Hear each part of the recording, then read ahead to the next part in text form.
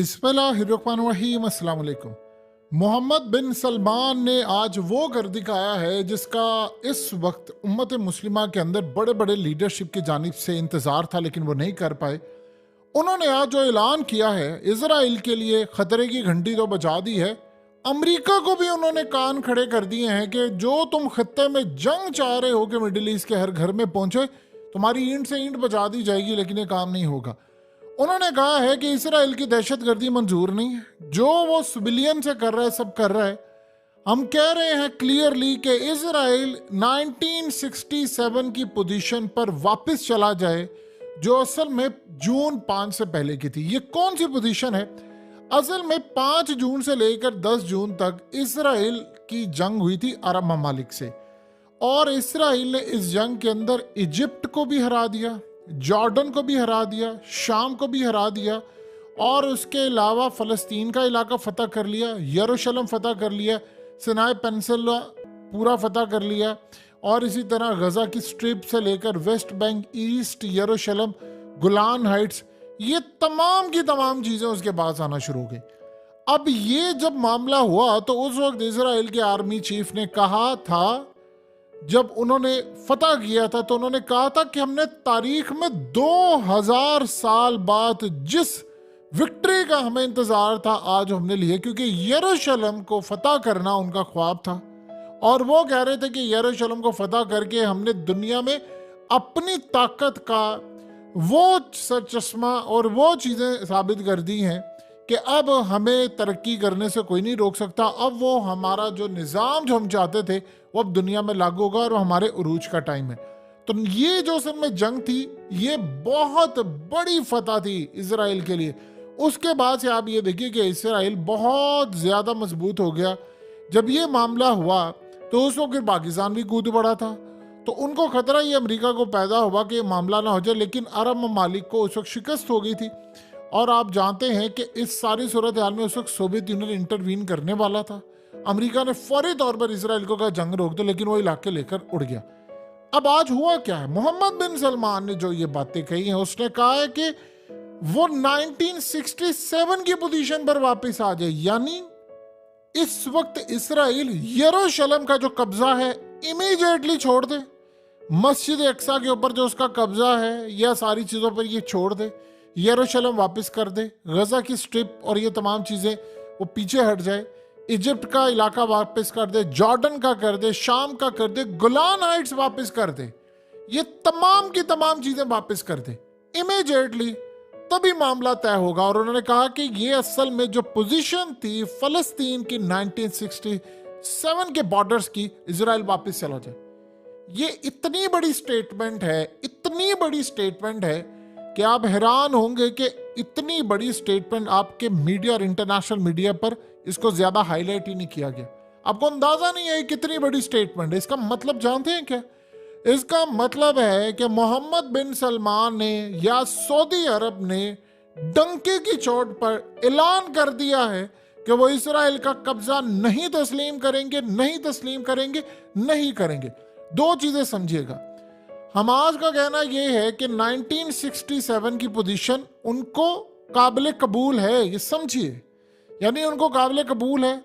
और उसके अलावा 2 स्टेट सोल्यूशन, ये वो जो चीज़ है, यही बात उन्होंने असल में मोहम्मद बिन सलमान ने जो बात की है, ये मौकफ रहा है हमास का, और ये बात उन्होंने बगैर रूस और चाइना के साथ टॉक्स के नहीं वो कर सकते। जो पोजीशन इस वक्त मोहम्मद बिन सलमान ने ली है, 57 इस्लामिक मुल्कों में किसी शख्स की जरूरत नहीं है इतनी स्ट्रांग पोजीशन लेने की। उसकी वजह क्या है? उन्होंने आज अमेरिका को कह दिया है कि भाई तू जो इसको दिला रहा है ना इलाके, और ये सोच रहा है कि गल्फ में जो अड्डे हैं वो लेकर फलाना, भूल जाओ, हम उसका कब्जा 1967 का भी तस्लीम नहीं करते। अभी तक सीन क्या चल रहा है? इसराइल 2 स्टेट सोल्यूशन को नहीं मानता, यानी वो कहता है 1 स्टेट सोल्यूशन सिर्फ इसराइल, दैट्स इट। मुस्लिम कहते हैं 2 स्टेट सोल्यूशन।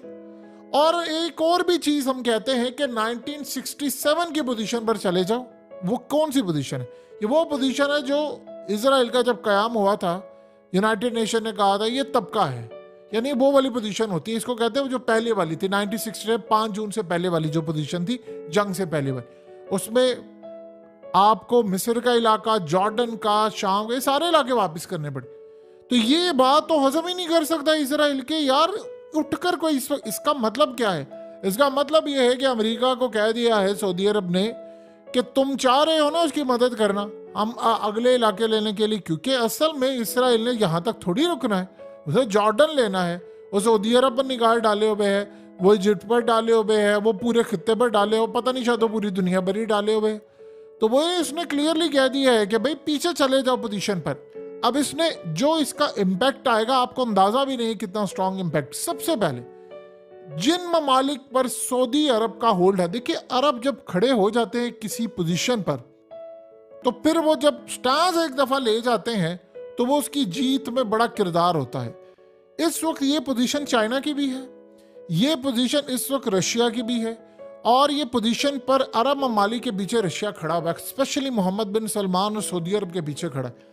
अब जिन ममालिक पर सऊदी अरब का इन्फ्लुएंस है, चाहे वो किसी की फाइनेंशियल मदद करे, कुछ करे, ये उनके लिए बहुत ट्रिकी टाइम आ गया, क्योंकि अगले कुछ अरसे के अंदर उनको फैसला करना है कि वो कहाँ खड़े हैं। जी हाँ, ये ज़हन में रखिएगा, क्योंकि अगर वो ममालिक अमेरिका के साथ खड़े हैं तो फिर वो सऊदी अरब के साथ नहीं खड़े हैं, ये बात ज़हन में रख लें। क्योंकि सऊदी अरब ने जो पोजीशन इस वक्त अपनी दिखाई है वो अमेरिका के खिलाफ दिखाई है और वो इसराइल के खिलाफ दिखाई है। वैसे मोहम्मद बिन सलमान ने लीडरशिप दिखाई है इस तक। देखिए जब सारी दुनिया डिमांड, हम लोग क्या कह रहे थे इस वक्त सारी लीडरशिप, और जी अच्छा हम ये करेंगे, वो जी इसराइल की जारहियत कबूलें, डंके की चोट पर अगले बंदे ने कह दिया कि भाई वो वापस जाए उस पोजीशन पर, इलाके वापस करे, ये कबूल ही नहीं है। वही फलस्तीन वाली जो पोजीशन है सिर्फ वो काबिल कबूल है।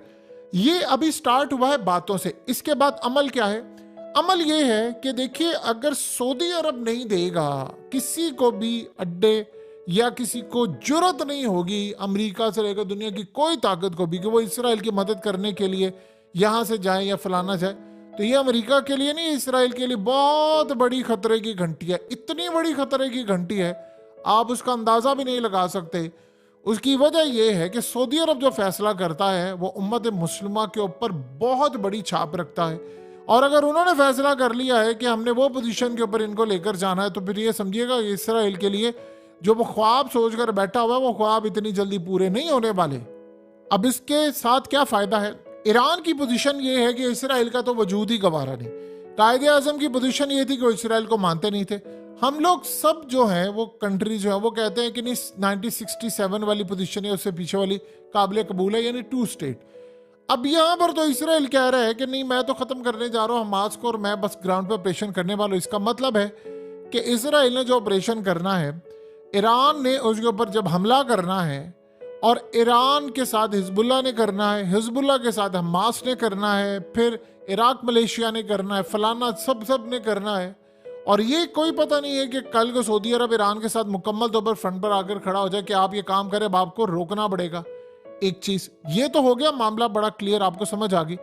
लेकिन इसके साथ साथ उन ममालिक का क्या बनेगा जिनसे अमेरिका ने अड्डे मांगने हैं, कि अगर कल को उसने ईरान पर चढ़ाई की तो उसने कहना ठीक है अड्डे। तो ये क्या, एक चीज समझिए, सऊदी अरब ने अपनी पोजीशन क्लियर की तो इसका मतलब है कि वो इसराइल के खिलाफ खड़े हुए हैं। तो यमन से लेकर सारी जगहों तक अब सबका फोकस किस पर है? इसराइल की जानिब है।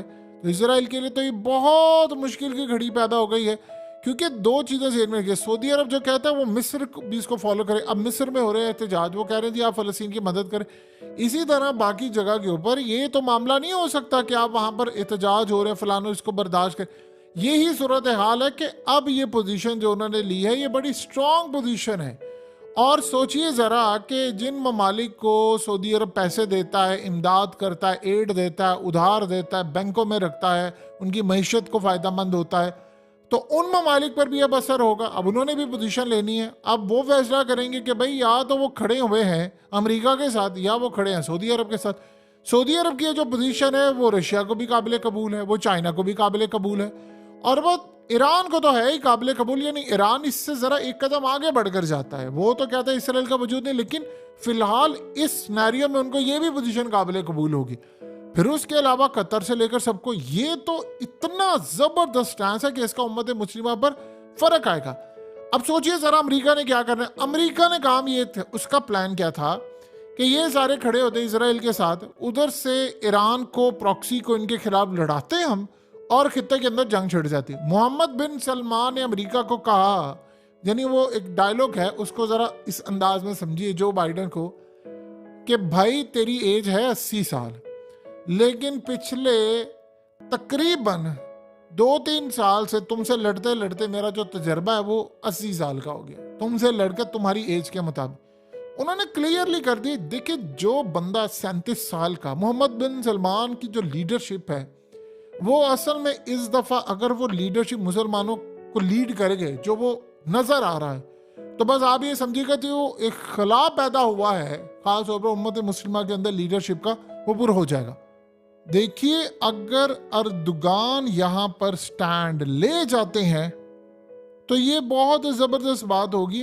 मसला ये है कि अर्दुगान ने ये पोजीशन अभी तक नहीं ली जो उनको लेनी चाहिए थी। अगर अर्दुगान भी ये पोजीशन ले लेते हैं तो नेटो के अंदर एक मुल्क अगर ये पोजीशन ले जाता तो अमेरिका के कानों की खिड़कियां खुल जाएंगी। ये बात आप ज़हन में रखिए, ये मामला इतना सादा नहीं है। उसके बाद देखिए अमेरिका क्या करता है, ये खित्ते के अंदर से फिर अमेरिका को निकालेंगे ये सारे, क्योंकि इसराइल की अगर कोई लाइफ लाइन है तो वो अमेरिका है, उसकी जो लॉटरी है वो अमेरिका है। अगर अमेरिका ये काम नहीं करे, अमेरिका ने कैसे करनी है इसराइल की मदद? खित्ते के अंदर अड्डों से करनी है। अगर इन सब ने इनको कह दिया कि भाई तू निकल यहाँ से, क्योंकि सऊदी अरब जो काम करेगा उसका इन्फ्लुएंस उम्मत मुस्लिमा पर आएगा, वो लीडिंग इस वक्त पोजीशन पर है। और मोहम्मद बिन सलमान आप जानते हैं कि वो डरते वरते किसी से नहीं है, यानी उन्होंने जो बात कहनी है वो खुली डुल्ली होकर कह देनी है, यानी वो डरते नहीं है। और देखिए, पिछले काफी अरसे से सऊदी अरब की जो पॉलिसी है वो इंडिपेंडेंट है। उनको लगा रशिया के साथ खड़े होने, वो खड़े हो गए। उनको लगा अमेरिका के खिलाफ खड़े होना, वो खड़े हो गए। ब्लिंकन को उन्होंने बुलाया और बुलाकर 8-8, 10-10 घंटे अगले बंदे ने इंतजार करा, उन्हें अमेरिका को जूती पर रखा कि भाई ये तेरी औकात है। अब यहाँ पर उनकी लीडरशिप के अंदर अब ये स्टांस अगर उम्मत मुस्लिमा सबका हो जाता है तो आप सोचिए जरा कि कितना जबरदस्त है। फिर उसके बाद मोहम्मद बिन सलमान में इतना जिगरा है, ये बात जो होने वाली है समझिए, इतना जिगरा है कि वो स्टांस लेने के साथ साथ अमल भी कर सकते हैं। अगर उन्होंने यहाँ पर ये कह दिया कि ठीक है, अमेरिका ने तिड़बिड़ की कोई लगाने की पाबंदियां या कोई बात की सऊदी अरब को, तो मोहम्मद बिन सलमान ने कहना ओके चलो वेट करो, उम्मत मुस्लिमा की सारी फोर्सेस का जो इजलास होगा ममालिक का वो जद्दा में होगा, और उस जद्दा के अंदर जिसको भी लीडरशिप का रोल मिले, किसी भी मुल्क की फौज को मिले, वो कहेंगे ठीक है आप लोग तैयारी करें, हम जाएंगे फलस्तीन को आज़ाद करवाने। ये बात आप ज़हन में रखिएगा। आप और अमेरिका का अब तक सबका प्रॉब्लम क्या हुआ है, सब ने मोहम्मद बिन सलमान को किया है अंडर एस्टिमेट, यानी अभी तक कोई खुलकर समझ नहीं पाया। सऊदी अरब की एक पॉलिसी हुआ करती थी जो चलती आ रही, ये लीडरशिप डिफरेंट है, ये बात ज़हन में रखिएगा। इनका मामला बिल्कुल अलग है। ये ना तो किसी से फिलहाल डरने की पोजीशन में है, ना वो डरते हैं, और जो फैसला करना होता है वो कर लेते हैं। जो बंदा अमेरिका के सदर को ये कह रहा है कि यार आपकी जरूरत ही नहीं है हमें तरक्की में, और उन्होंने कहा, एक दफा उनसे पूछा गया था कि बाइडेन ने आपको फोन नहीं किया, उसने कहा नहीं किया तो मैं क्या करूं, मुझे क्या जरूरत है अमेरिका की, क्या अमेरिका के बगैर हम तरक्की नहीं कर सकते? सोचिए जरा, अगर ये लीडरशिप का उनके हाल है तो वो किसी भी हद तक जा सकते हैं। ये सारे असल में अभी तक उनको करें अंडर एस्टिमेट कि नहीं वो ये नहीं कर सकते, वो वो काम कर सकते हैं जो आप सोच भी नहीं सकते। देखिए, फुटबॉल की दुनिया के अंदर इनकलाब बर्पा किया है मोहम्मद बिन सलमान ने। आज दुनिया का हर फुटबॉल का प्लेयर देख रहा है किसको? सऊदी अरब को। वो देख रहा है नसर क्लब को, वो देख रहा है सऊदी अरब के क्लब्स को। दुनिया में आपने कभी जिंदगी में सोचा था फुटबॉल वो खेल है जो पूरी दुनिया के अंदर टॉप पर है और उसको लीड करेगा मोहम्मद बिन सलमान? कभी आपने ये सोचा था? तो उसका दिमाग चलता है, वो लीडरशिप क्वालिटी के कुछ लोग होते हैं, बोल्ड लीडर्स होते हैं, ये उनमें ही चीज है। अब उन्होंने इसराइल के खिलाफ स्टांस लिया है, जाहिर सी बात है अमेरिका को खटका लगेगा, अमेरिका ने उनके खिलाफ खड़े होना है, तो जब वो खड़े होंगे तो वो उनके पास ये पोजीशन, उसे कहना अच्छा ठीक है। आपको पता है कि हमने एक फोर्स बनाई हुई है जो तमाम मुस्लिम ममालिक है, अगर मोहम्मद बिन सलमान ने वहां खड़े होकर कहा ठीक है आप नहीं करे तो मैं उनको ऑर्डर दे रहा हूं वो जाए, फिर आप बचाते रहिएगा, फिर आप इसराइल को ही बचाते रहिएगा, क्योंकि फिर आप बचेगा नहीं वो।